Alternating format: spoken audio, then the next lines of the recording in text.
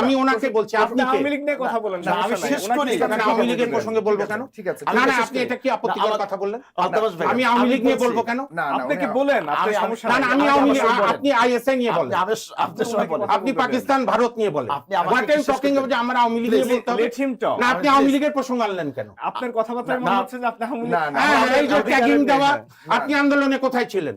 না না, ঠিক আছে, আপনি ওনাকে কথা বলবেন। না না, আপনার এই সাহস হয়েছে কেমন? না, আপনি আগের দিন শেষ আমাকে করি, বলেছেন না বুঝে আমার রাজনৈতিক জীবন না আচ্ছা, জেনে। আপনি আচ্ছা, ঠিক আছে, না না, আপনি এগুলো বাড়াবাড়ি রাখেন। আমরা একটু শান্ত হই। আপনি চাকরি থেকে রিজাইন দিয়েছেন, এখনো আর্মি ওই উদ্ধত মেন্টালিটি যাই। আপনি এখানে ওকালতি দেখান।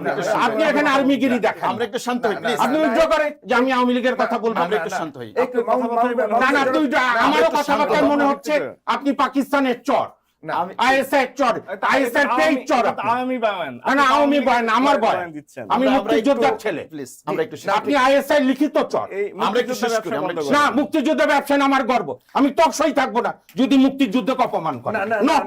এগুলো চলবে না বাংলাদেশ। না, না, No, আপনি বসেন, এই সমস্ত লোকের সঙ্গে আমি বলবো না।